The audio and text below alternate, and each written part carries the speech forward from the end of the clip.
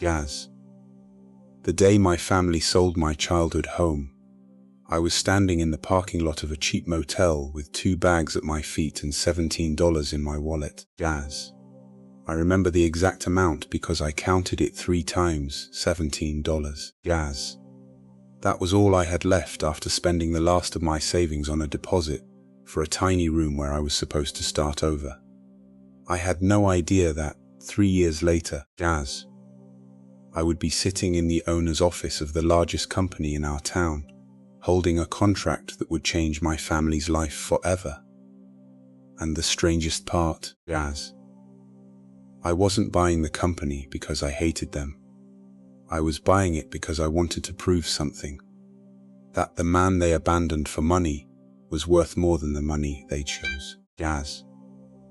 But before I tell you how I went from sleeping in a motel room to owning the company my family depended on, you need to understand where everything began. You need to understand that house, Gaz, because to everyone else, it was just an old 2-story building at the end of Maple Street. To me, it was home. It was where I learned how to ride a bicycle, Gaz. Where my father taught me how to fix a broken door.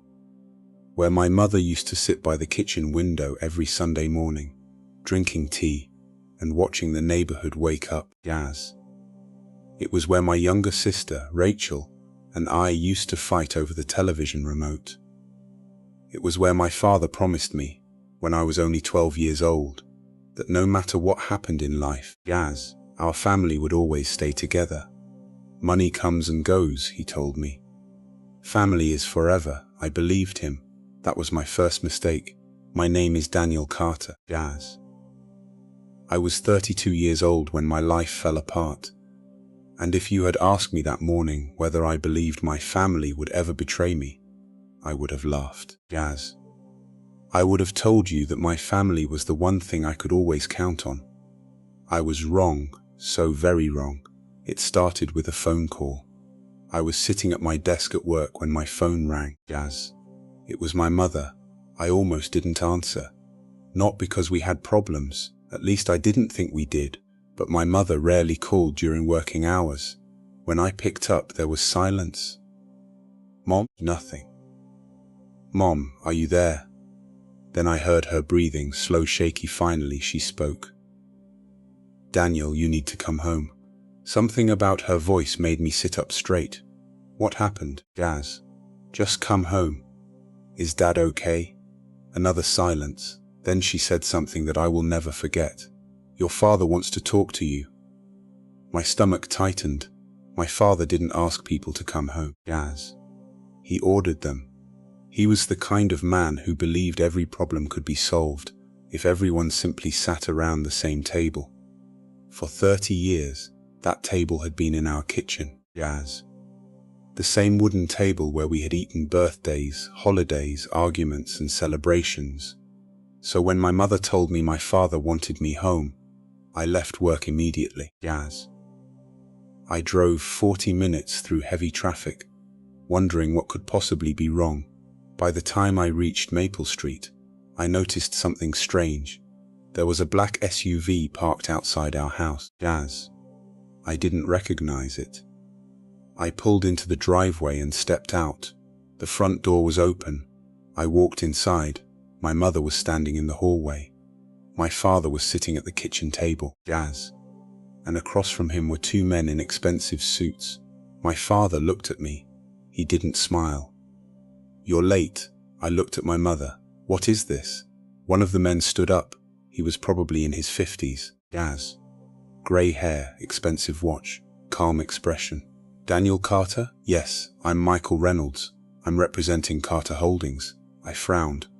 Carter Holdings? My father interrupted. Sit down, Gaz. I didn't move. What is going on? My mother looked away. That was when I knew something was seriously wrong. My father pushed a folder across the table. I looked at it, then I looked at him. Jews. What is this? Paperwork. What kind of paperwork? Property paperwork. My heart stopped. I opened the folder. The first page was a sales agreement. I scanned the address. My hands went cold. Gaz. It was our house, our childhood home. The house my parents had owned for almost 30 years. The house my grandfather had helped my father buy. The house where I had spent my entire life. I looked up. You sold the house? My father didn't answer. I laughed. It was an awkward, confused laugh. You sold the house? My mother finally spoke. Daniel, please. No. I looked at my father. You sell the house? Yes. The word hit harder than it should have. I stared at him. Why? My father leaned back. We had to make a decision. What decision? The company. Gaz. I felt something inside me shift. My father owned a small manufacturing company called Carter Industrial. It wasn't a huge business, but it had been in our family for nearly 25 years. Gaz. My father had built it from nothing, at least. That's what I had always been told. The company made parts for construction equipment. I had grown up hearing about it. I had worked there during summers. Gaz. I had spent countless weekends helping my father organize inventory, clean the warehouse, and repair machines. When I graduated from college, Gaz, I even turned down a job in another city because my father asked me to come work for the family business. You'll take over one day, he told me. I want you to build something that belongs to you, Gaz. So I stayed. For 8 years I worked for Carter Industrial. I started in the warehouse, then operations, then management. I helped modernize the production system. I negotiated with suppliers. Gaz. I brought in new clients. I worked weekends. I missed vacations. I missed birthdays. I missed opportunity. Because I believed I was building my future. Our future. Gaz. But now my father was sitting across from me, telling me he had sold our home. For the company? I asked. He nodded. The business has debts. How much? That's not your concern. I stared at him. Gaz. Not my concern. My mother looked nervous. My father became irritated. Don't make this difficult. Difficult? I held up the papers. You just sold the house I grew up in without telling me. It's my house. I froze. My father had never said those words to me before. Not like that. It's my house, not ours. As I slowly put the papers down. Why didn't you tell me? My father looked at me. Gaz. Because I knew you'd make it emotional. Of course I'm emotional. This is business. No, Dad. This is our home. He shook his head. You've always been too sentimental. That sentence stayed with me. Gaz. Because suddenly, everything I thought I knew about my family felt different. The man sitting across from me wasn't the father who had taught me to ride a bike. He was a businessman, Gaz, and I was apparently just another problem on his balance sheet. I turned toward my mother. Where are we going? She didn't answer. I looked at my father. Where are we going? He cleared his throat. Gaz, your mother and I have already made arrangements. For what? A small apartment. I stared at him. You sold the house and bought an apartment? No. His eyes moved toward the folder. You misunderstood. I picked it up again. I read the numbers, then I looked at him. How much did you get for the house? Silence. How much?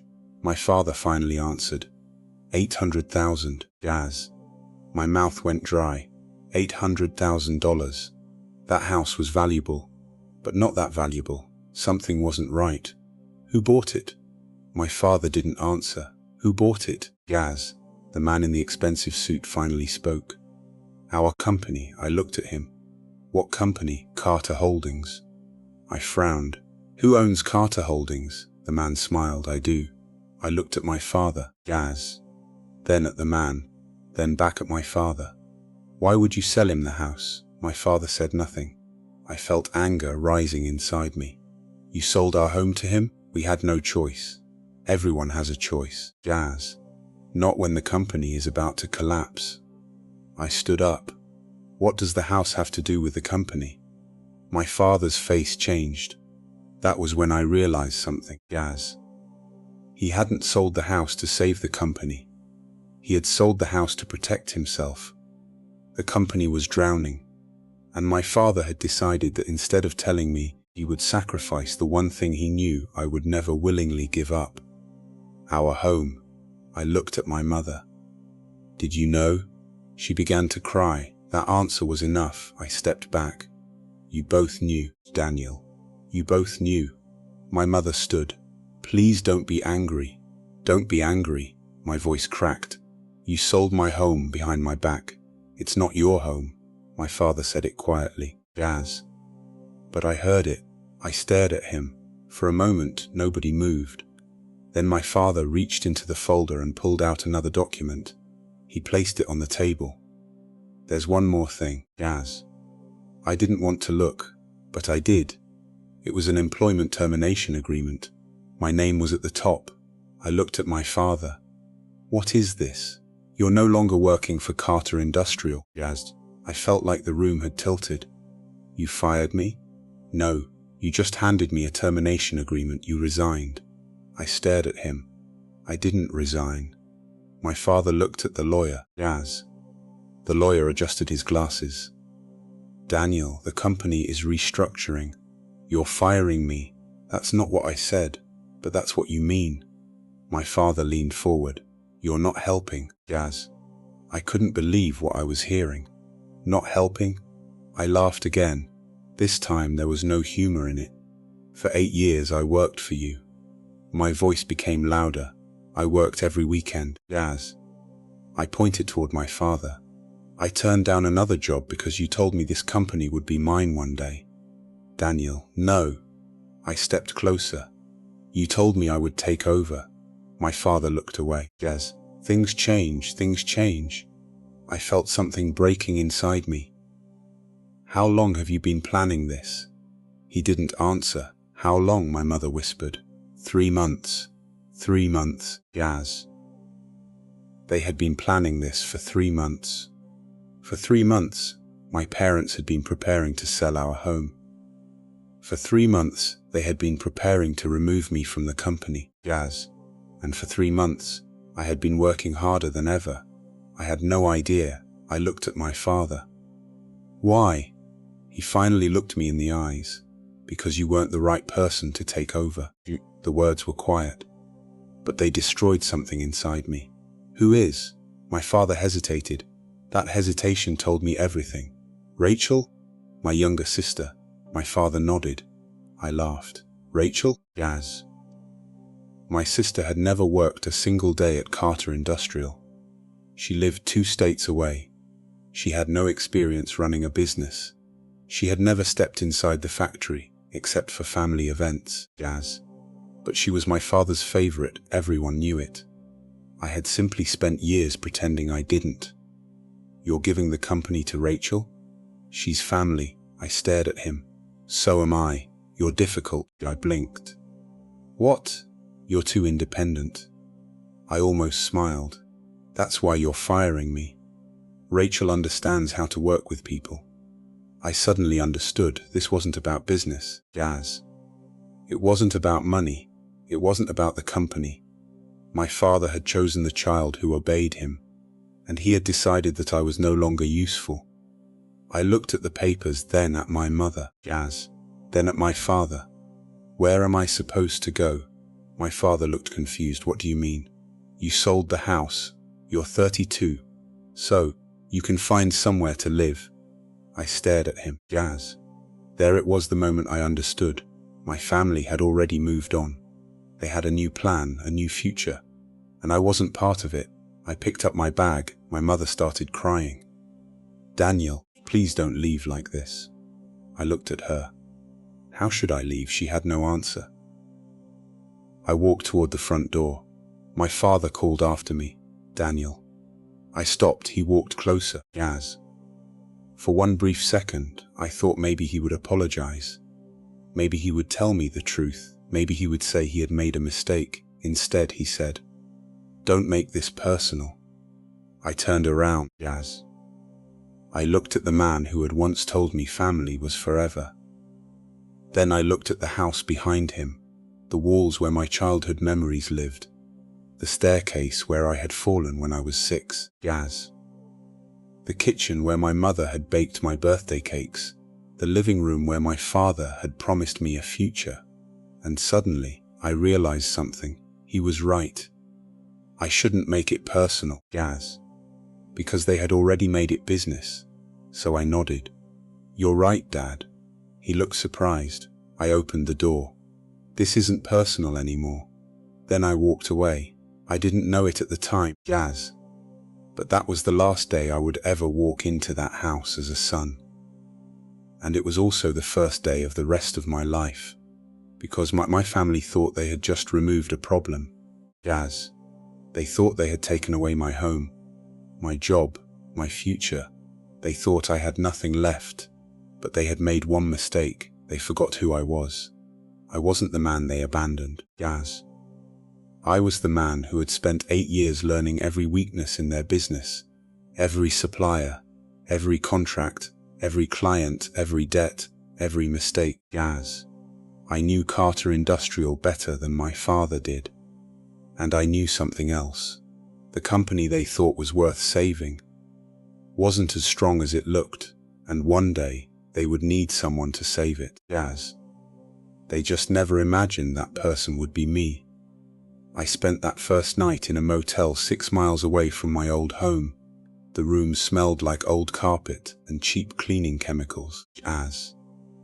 There was a broken lamp beside the bed. The air conditioner made a strange clicking sound every few minutes.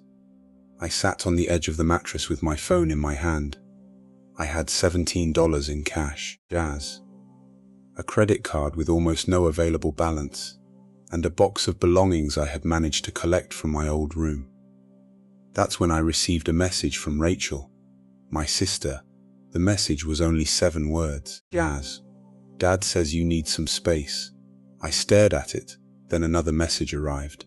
Don't make this harder than it is. I laughed. I couldn't help it. Don't make this harder, Gaz. That was the story my family had already created.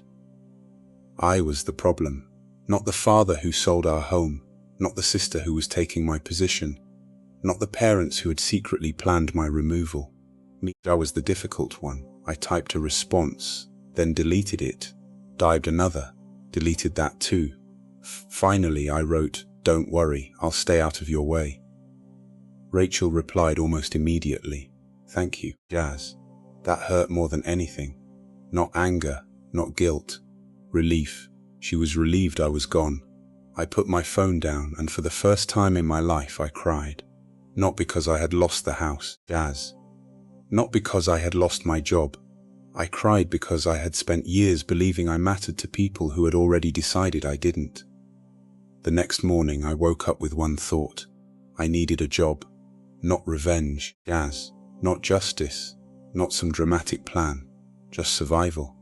I spent the entire day sending applications. Operations manager, warehouse supervisor, business consultant, project coordinator, anything, Gaz. But every time I looked at my resume, I saw the same problem. 8 years at a family business, no major corporate experience, no impressive title, no fancy company name, just Carter Industrial, Gaz. A business that, according to my father, had never really needed me. By the end of the day, I had sent 32 applications. I received 3 automated rejection emails, then 4, then 5. By Friday, I had nothing. I was sitting in the motel parking lot when my phone rang. It was an unknown number. "Hello, Daniel Carter. Yes, this is Andrew Miller." I didn't recognize the name. "How can I help you?" "I heard you're no longer with Carter Industrial." I sat up. "Who told you that?" Andrew laughed. "Small town. I didn't like where this was going. What do you want?" "Gaz, I want to offer you a job." I frowned. "Doing what?" "Operations consulting. For who? Who are you?" There was a pause. "That's a fair question." Then he said, "I own Miller Logistics, Gaz." I knew the company. Everyone in our area did. Miller Logistics was one of the largest supply chain companies in the region. And more importantly, they had been one of Carter Industrial's biggest clients, Gaz. I remembered them. They had purchased millions of dollars in equipment parts over the years. I had personally managed their account. I leaned back in my seat. Why are you calling me, Jazz? Because I need someone who understands manufacturing operations. You have employees for that. I have employees who understand logistics. What's the difference, Jazz? You understand where the money disappears. That caught my attention, Andrew continued. Your father runs his company like it's 1998. I smiled despite myself. He'd love to hear you say that, Jazz. I don't care what he thinks. I looked out the windshield. Why me? Because I remember the last time we had a delivery problem. I remembered it too. A shipment had been delayed for 6 days, Jazz. My father blamed the supplier, but I had discovered the real problem. The company's inventory system was outdated, Jazz. The warehouse was holding thousands of dollars in parts that no client had ordered while missing items that customers desperately needed. I had fixed the system. Within 6 months, delivery times improved dramatically. My father had never thanked me. Andrew had remembered. I need someone like you, he said. What does the job pay? He gave me a number. I almost dropped my phone. Jazz. It was more than I had ever made working for my father. I stared at the motel room, then at my $17. When do I start? Monday. Okay. Daniel? Yes? One more thing. What? Yo, don't tell your father. I frowned. Why? Because I don't want him knowing I'm helping you. I felt something strange in my chest. Why would you care? Andrew was silent for a moment. Then he said, because your father called me yesterday. I froze. What did he want? He wanted to know if I had any work for you. My heart sank. Really? Yes, for the first time in days, Jazz. I felt something other than anger. Maybe my father cared. Maybe he had realized what he had done. Maybe he was trying to help me. Then Andrew finished his sentence. Jazz. He asked me to give you a low-level warehouse position. I closed my eyes. Of course, even after firing me, my father wanted to decide how far I could fall. I opened my eyes. What did you tell him, Jazz? I told him no. I smiled. Don't thank me yet. Why? Because I have a feeling your story isn't over. He was right. It had only begun. Monday morning, Jazz. I started working for Miller Logistics. I didn't tell anyone from my family. Not my mother, not Rachel, not even my closest relatives. I disappeared. And for the first time in my life, Jazz, I stopped trying to make my family proud. I started trying to make myself proud. I worked harder than I had ever worked before.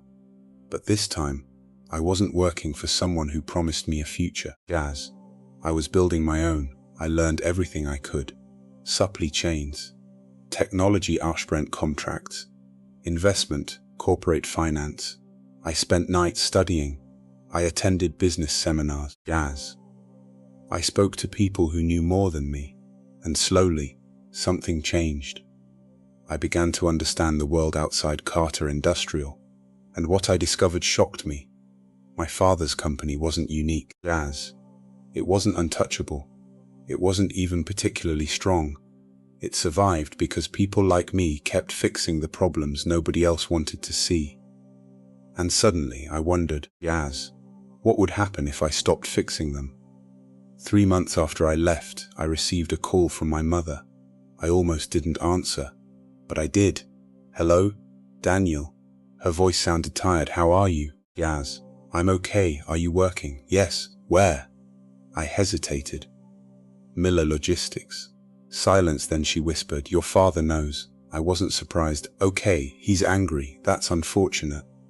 Daniel, please. What? You need to stop this. I frowned. Stop what? Trying to prove something. I laughed. Mom, I'm working. Your father thinks you're trying to compete with him. I'm not, Jazz. He says you're talking to his clients. I sat back. That's not true. I know. Then why are you calling me? Because I don't want this family to fall apart. I looked around my small apartment, Jazz. The furniture was cheap, the walls were empty, but for the first time the place felt like mine. Mom, I said quietly. The family already fell apart. She started crying. I didn't know what to say. Then she said, "Your father sold the house because we had no choice." I closed my eyes. "Mum, no, you need to listen." I waited. "Your father owes money." "How much?" She hesitated. "Yaz." "More than you think. To who?" "I don't know, Mom. I really don't." I stood up. "Then what was the money from the house used for?" Silence. That silence was different. I could hear her breathing. "Mom?" Finally, she said, "To pay the investors." My blood ran cold. "What investors?" "Daniel, I can't talk about this. Who invested in the company?" "I can't, Mom. You called me.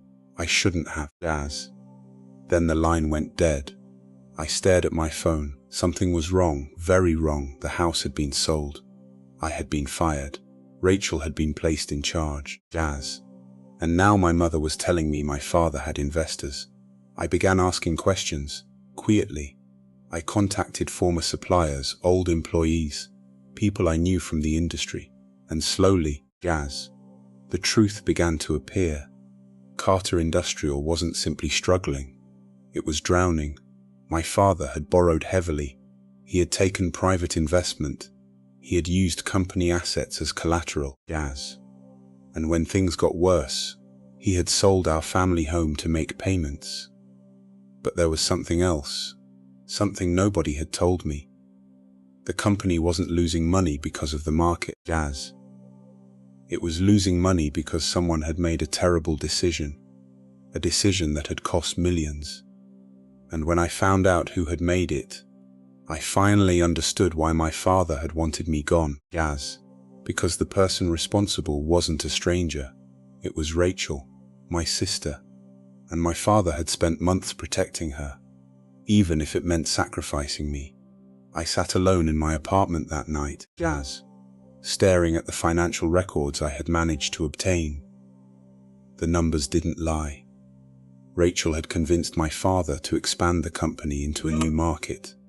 She had signed contracts with a supplier overseas. The supplier had failed. Millions of dollars had been lost, and my father had covered it up. I couldn't believe it. Rachel had destroyed the company's finances, and instead of blaming her, my father had removed me. The son who knew the business, the son who could have fixed it. Why? Because Rachel was his favorite, because she was the child he believed deserved the future. Because admitting she had failed would mean admitting that his favorite child wasn't ready. So he had chosen another solution. He had sacrificed me. I sat there for hours. Then my phone rang. It was Andrew. "Daniel, yes, I need to talk to you." "About what?" "I just received a call from your father." My body went still. What did he want? He wants Miller Logistics to renew its contract with Carter Industrial. I frowned. Why? Because we're one of their biggest clients. I understood immediately. My father was desperate. Andrew continued. "He offered me a discount. That doesn't make sense." "No. What's wrong?" "Daniel, he offered me a discount so large that I know something is wrong." I sat down. "How large?" Andrew told me. I calculated the numbers in my head. The offer was impossible. Carter Industrial would lose money on every order. "He's trying to get cash. That's what I think." "From where?" "I don't know." I stared at the wall, then I said, "Andrew, yes? How much debt does Carter Industrial have?" Silence. "Why are you asking?" "Because I think my father is in serious trouble." Andrew took a breath. "I think you're right." I looked down at my hands. For the first time, I felt something I didn't expect. Fear not for myself, for my father, for my mother, even for Rachel. Because no matter what they had done to me, they were still my family. But then I remembered the motel, $17, the house, the termination papers. My father's words, "It's my house." I had spent my whole life believing that family meant protecting each other. But my family had made their choice. They chose money.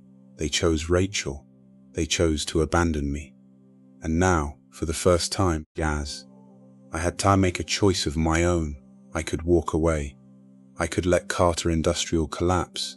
I could watch my father lose everything, or I could do something nobody expected, Jazz. I could build something bigger, something stronger, something that would never depend on my father's approval. And maybe one day, if the opportunity came, I could buy the company myself, Jazz. Not to destroy it, not to punish my family, but to prove that the person they abandoned was the person they needed all along. I didn't know how I would do it. I didn't know how long it would take, Jazz.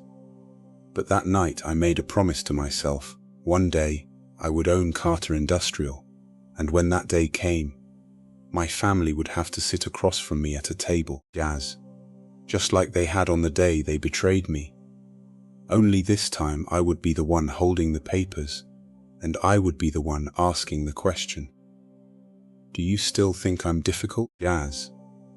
Because revenge doesn't always come with anger. Sometimes, revenge is simply becoming the person they never believed you could become. And I was just getting started.